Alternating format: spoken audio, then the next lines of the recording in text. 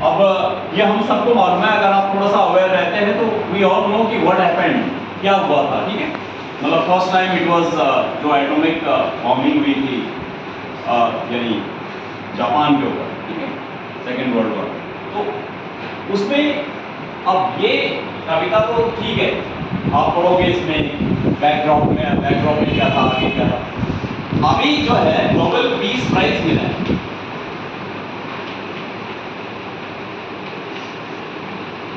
In 2024 Nobel Peace Prize has been given to one organization, एक organisation को मिला है, ठीक है, और वो जापान का एक ऑर्गेनाइजेशन। वो ऑर्गेनाइजेशन 1956 में बना था, यानी 10 अगस्त 1956 में, and that organization has been given the Nobel Peace Prize of 2024. तो मेरा क्वेश्चन क्या है? मेरा क्वेश्चन ये है कि क्या परिवर्तन आया है कि एक बार तो वो जापान के ऊपर यानी एटॉमिक बॉम्बिंग की गई, जापान को बिल्कुल फिनिश कर दिया गया, और आज उस ऑर्गेनाइजेशन को जो उस समय जिसने काम करना शुरू किया था, ये ऑर्गेनाइजेशन उनके लिए काम करता है जो सर्वाइवर है, जो बच गए थे, उनके लिए काम करता है। आज इस ऑर्गेनाइजेशन को जो स्वीडन की जो नोबेल प्राइज कमेटी है उसने इनको 2024 का नोबेल पीस प्राइज दिया है, सबसे बड़ा प्राइज है। तो क्वेश्चन ये है कि भाई क्या है, क्या परिवर्तन आ रहा है, मतलब ये क्या संकेत दे रहा है? चलो मैं इसको स्पष्ट कर देता हूँ कि Nobel peace prize being offered to Japanese agency, जो कि यानी एटॉमिक बॉम्ब के जो सर्वाइवर्स थे उनके लिए काम कर रही है, तो क्या मैसेज क्या जाता है वर्ल्ड में, क्या मैसेज जाता है? एक यानी वाक्य में आप बता सकते हैं, एक ही वाक्य में बता सकते हैं क्या मैसेज जाता है, बताओ। जैसे कि हम कितनी बार टूटे पर हम खड़े हो सकते हैं दोबारा, कितनी ये बोल रहे हैं कि मतलब अगर कोई गड़बड़ भी हुआ है तो हम फिर से राइज करें, मतलब उसको कंस्ट्रक्ट करने की कोशिश करें। बहुत बढ़िया, चलिए तुम बताओ, सभी बताएंगे, सभी शेयर करेंगे, क्या मैसेज जाता है? ये मैसेज जाता है कि उस टाइम पे उन्होंने जितना हमला किया था और इन्होंने ये शांत रहते, तो ये इससे ये मैसेज आता है कि अब भी ये उतने पीस है, उतनी शांति, ये अपनी तरफ से हमला नहीं करते। बहुत बढ़िया, यानी पीसफुली, इसका कहने का है कि शांतिपूर्ण तरीके से भी हम विरोध कर सकते हैं। उस समय भी जापान ने यानी जो भी किया था, जापान खैर लड़ाई भी लड़ रहा था, लेकिन एक किस्म से अगर कोई चीज खराब हो रही है तो पीसफुल तरीके से उसका प्रोटेस्ट किया जा सकता है, और उसको आज ऑर्गेनाइज किया। ओके, तुम बताओ, बैठ जाओ। शांति, पीस, इसका कहना है कि शांति का मैसेज है कि भैया बॉम्ब गिराना बंद करो, मारना मरना बंद करो, शांत रहो, सभी चीज। आपका कहना क्या है, आप क्या बोलना चाहोगे? सर इसका मेरा कहना यह है कि जैसे अगर किसी जगह पर की कोई शांति अगर कहीं भंग होती है तो हम शांति दोबारा कायम कर सकते हैं। मतलब इसका कहने का मतलब है कि लोग हैं, काफी हैं, लड़ेंगे झगड़ेंगे मरेंगे मारेंगे, लेकिन फिर उसके बाद भी हम शांति के लिए पहल करेंगे। यानी किया जा सकता है इसको, यानी एनिमिटी जो है, दुश्मनी हमेशा के लिए रखनी ठीक नहीं है। बहुत बढ़िया, तुम बताओ।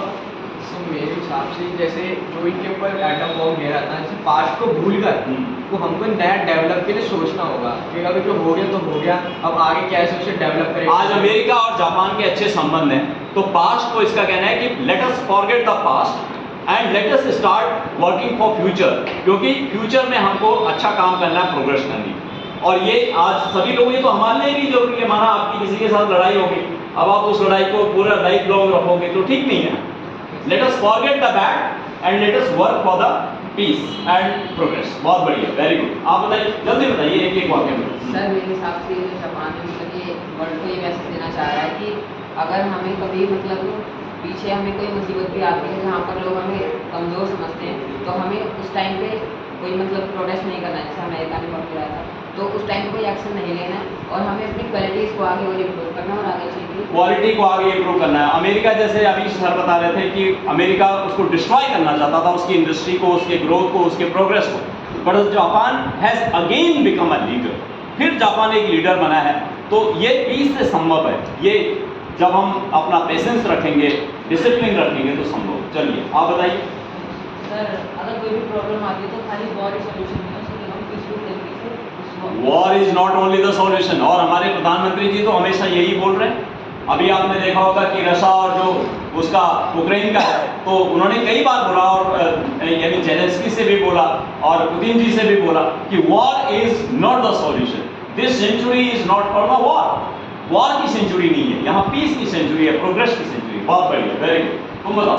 सर मैं कहते हैं, सर ने बताया था कि हिरोशिमा जो था वहाँ का डेवलपमेंट जो था, और नागासाकी का जो कल्चर था, सर जैसे सब खत्म हो गया था, तो 0 से उन्होंने तब भी इतना स्टार्ट किया कि अब वो डेवलप्ड इतनी हो चुकी है, एडवांस लेवल जा चुकी है, ऐसे कहते हैं कि 2025 तो मैसेज है ये वर्ल्ड के लिए कि अगर कुछ चीज, यानी अगर कोई चीज डिवेस्टेड हो चुकी है, तो ऐसा नहीं है कि हम उसको फिर रीराइज नहीं कर सकते, हम उसको रीडिवेलप कर सकते हैं, रिकंस्ट्रक्ट कर सकते हैं, रिजुवनेट कर सकते हैं। बहुत बढ़िया, वेरी गुड। यहाँ से चलते हैं। केवल एक लड़की है क्लास में आज। हाँ बताइए। उन्होंने बेनिफिट को ध्यान रखा कि रिवेंज करते तो उनका भी लॉस होता और अमेरिका का भी लॉस होता। उन्होंने ये सोचा बेनिफिट्स पर उन्हें फोकस करा कि हमें अपने आप डेवलप करना चाहिए। नहीं, ये जो नोबेल पीस प्राइज जो दिया है, इसका संकेत क्या मिलता है, क्या मैसेज आता है दुनिया को इससे? कि सर मतलब वही कि हमें बेनिफिट पे फोकस करना चाहिए, ताकि पॉजिटिविटी की तरफ हमें फोकस करना है, प्रोग्रेस की तरफ, पीस की तरफ। बहुत बढ़िया, आप बताइए। इन्होंने इस इंसिडेंट से सीख ली है कि हमें ये सब नहीं करना चाहिए, हमें शांति बनाए रखनी चाहिए, शांति बनाए आगे भी अपनी पीस के लिए काम करना चाहिए। बहुत बढ़िया। यू इन्होंने सोचा कि अपना थोड़ा थोड़ा सा अपना इम्प्रूवमेंट करते रहे, एक टाइनी इम्प्रूवमेंट भी काफ़ी बड़ा इम्प्रूवमेंट ला सकती है आगे चल के। बहुत बढ़िया, इम्प्रूवमेंट कंटिन्यू करना है। जो ये ग्रुप है, जो निहोन हिडानक्यो जो ग्रुप है, जिसको ये नोबेल पीस प्राइज मिला है, तो वो नोबेल पीस प्राइज यानी वो लगातार 1956 है। ओके, अगर मैं इसका नाम लिखूं, Nihon Hidankyo, this is the organization, this is the organization. तो this organization is continuously working from 1956। सोचिए कितना पुराना। और आज उनको रिकॉग्नाइज किया गया है, किसने?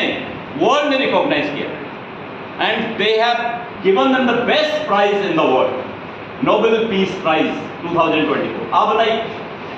तो इस नोबेल प्राइज से हमें संकेत मिलता है कि जापानीज पीपल कितने हार्ड वर्किंग है, एंड वो अपनी discipline and success, discipline and hard working से 0 से आप नोबेल प्राइज ले सकते हो, जो वर्ल्ड में सबसे अच्छा माना जाता है। बहुत बढ़िया। ये इसका कहना है कि जापानीज कल्चर जो है ना, बैठिए, कि जापानीज कल्चर मतलब वर्क में बिलीव करता है, काम में बिलीव करता है, उनके लिए काम ही पूजा है। जैसे हम कहते हैं ना, वर्क इज वर्शिप।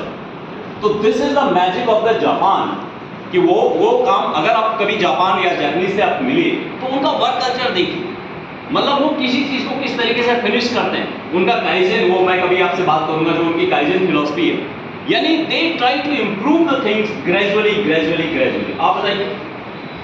मेरे समझ में इसमें पीसफुली बताया कि हम किसी भी चीज़ को पीसफुली से बहुत आसानी से करेंगे। पीसफुली हमको कोई भी चीज अगर रिटेन करनी है, तो हम उसको पीसफुली। चलो, हमारा लास्ट स्टूडेंट प्रश्न, व्हाट डू यू से? सर इससे मतलब वर्ल्ड को क्या सीख मिलती है कि अगर किसी पर्टिकुलर ग्रुप में सेटबैक फेस करा है, तो हम सब मिलके उनको भी आगे ला सकते हैं। यूनिटी से हम किसी भी चीज़ को इम्प्रूव कर सकते हैं।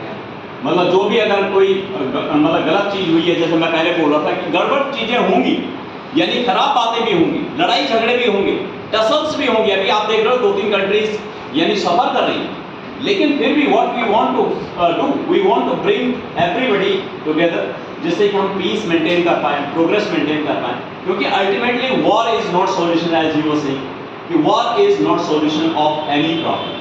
ओके, सुनो, तो ये एक बार ये जो यानी निहोन हिडानक्यो ग्रुप है, और जिनको कि नोबेल पीस प्राइज 2024 का मिला, तो इस ग्रुप को हम डायरेक्टली बात तो इनसे नहीं कर सकते, इनके सर्वाइवर्स हैं, क्योंकि मतलब काफ़ी वो बूढ़े हो चुके होंगे लोग, लेकिन इसके लिए इनके लिए एक बार तो ताली तो हम बजा सकते। चलिए, वेरी गुड, थैंक यू। तो इस तरीके से मैं बोल रहा हूँ।